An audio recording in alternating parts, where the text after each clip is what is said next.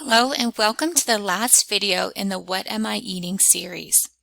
As recommended in previous videos, I highly recommend taking notes while you watch this video too.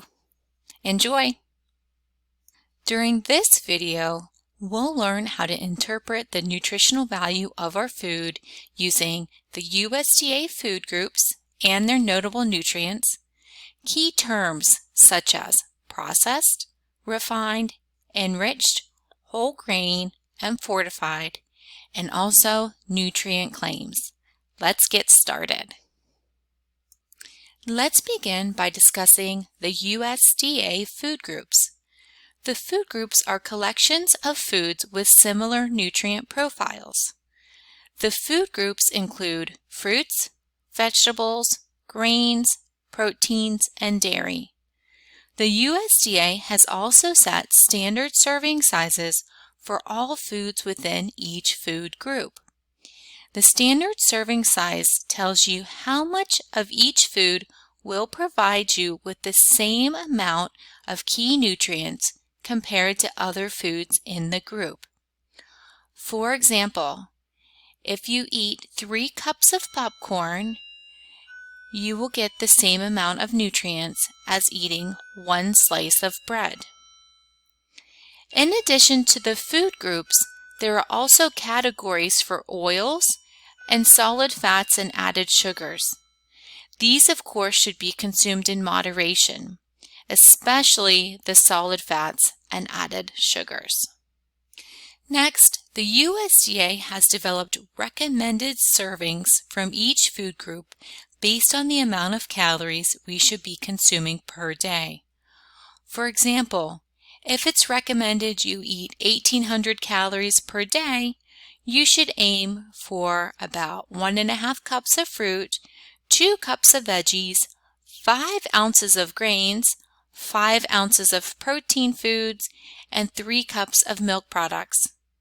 You then have some leftover calories for 5 teaspoons of oils, which could be salad dressings, mayo, or even avocado, and then an extra 130 calories for solid fats and added sugars, which could easily be consumed as what we call junk food. These extra calories could also be used to eat extra servings from any of the food groups.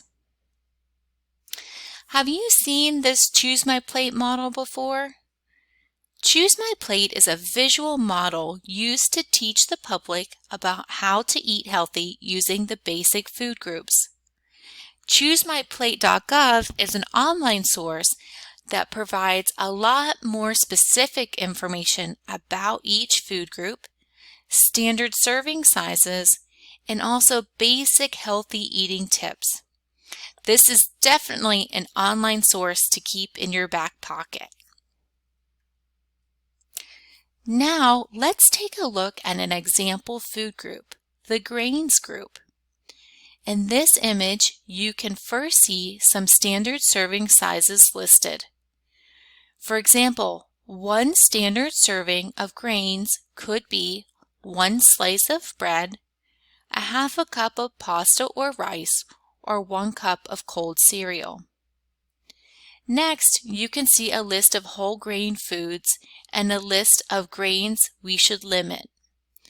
It's important to know that not all foods that fit into a food group are considered healthy. We want to try to focus on the healthier foods within the food group most of the time. An example would be choosing whole grain bread instead of white bread, brown rice instead of white rice, or even a bagel instead of a donut. The Guidelines to Grocery section in your textbook chapter provides many additional ideas for making healthy choices from each food group. I highly recommend viewing this section of your textbook chapter. We're now ready to discuss notable nutrients. Each food group has specific nutrients that are commonly contained in all foods within the food group. These are called notable nutrients. you can assume a food within a food group will contain these nutrients.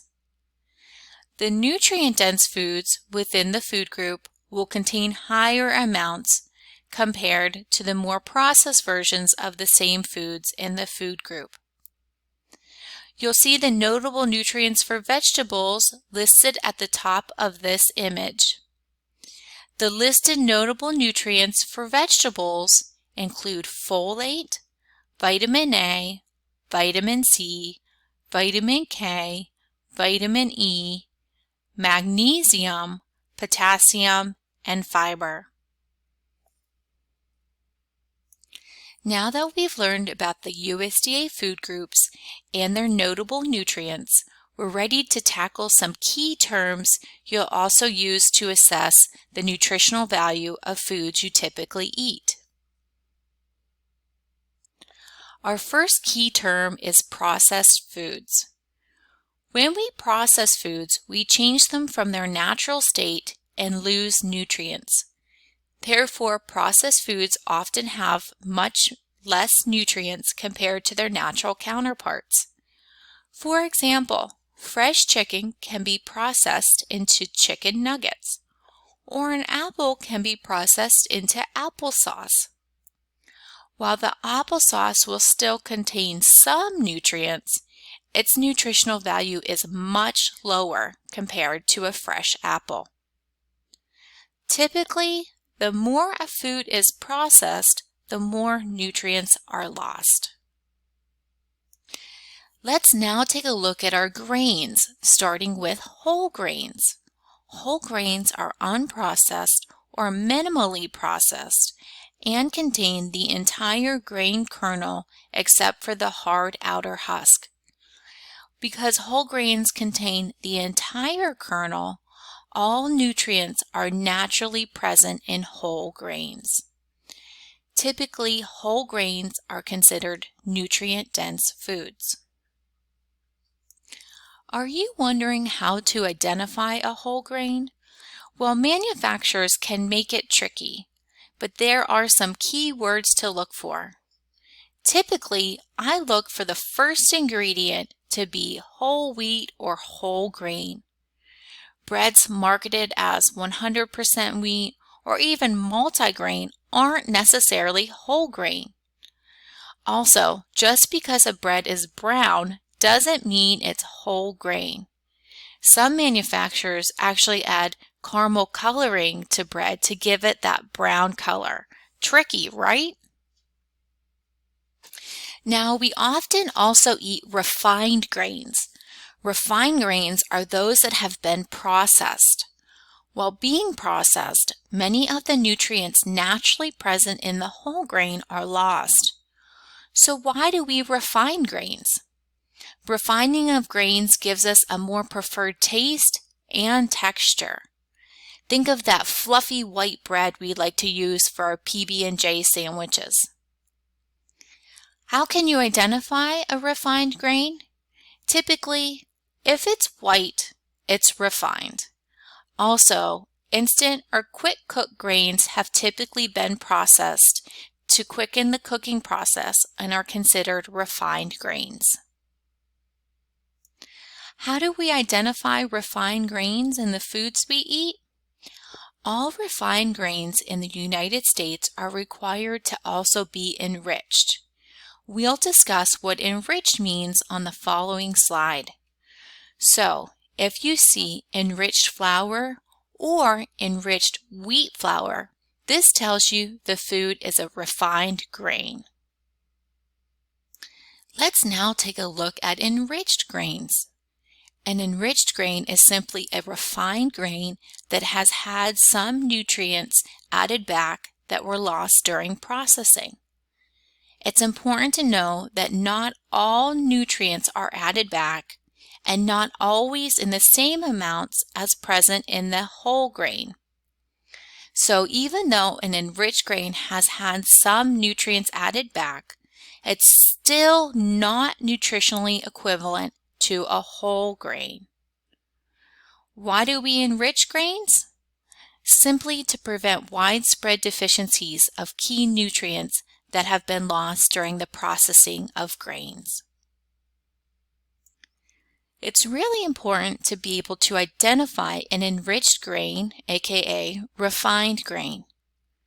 Key words to look for in the ingredients list include enriched wheat flour or enriched flour. You'll also see any nutrients that have been added back listed right after the enriched grain ingredient in the ingredients list. See the ingredients list in this slide.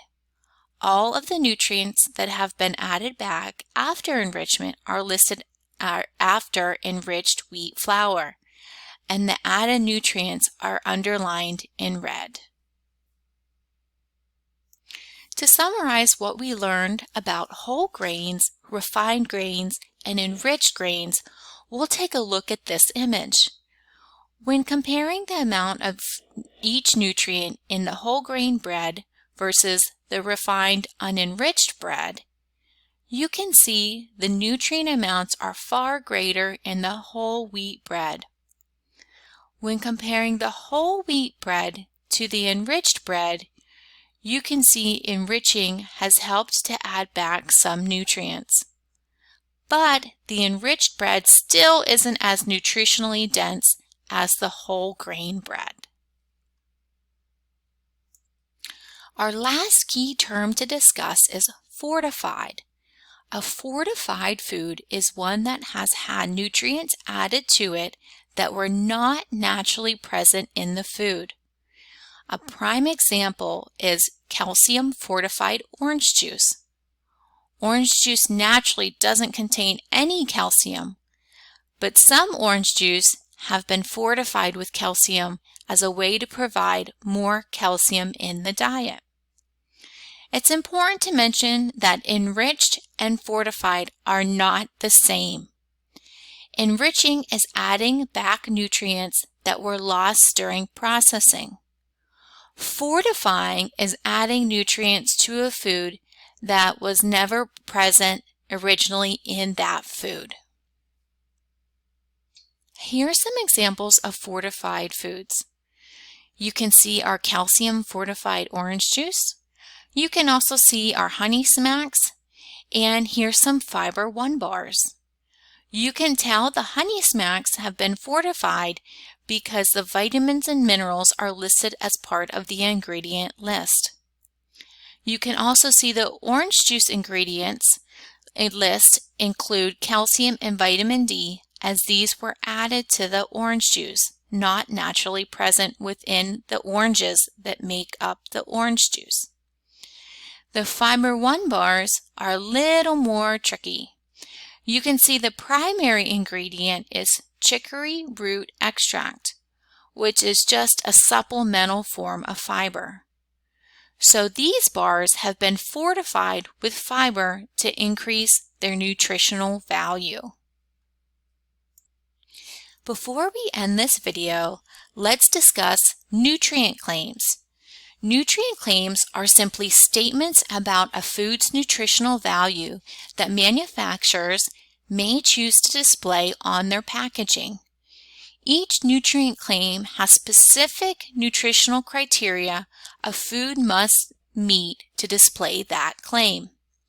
For example, if a food says it's calorie-free, it must contain fewer than 5 calories per serving. You can find a similar list of common nutrient claims in your assigned textbook chapter. These nutrient claims can be helpful when shopping, as they can help us to quickly identify foods to choose when looking for certain health qualities. Here's an example of a nutrient claim on a package.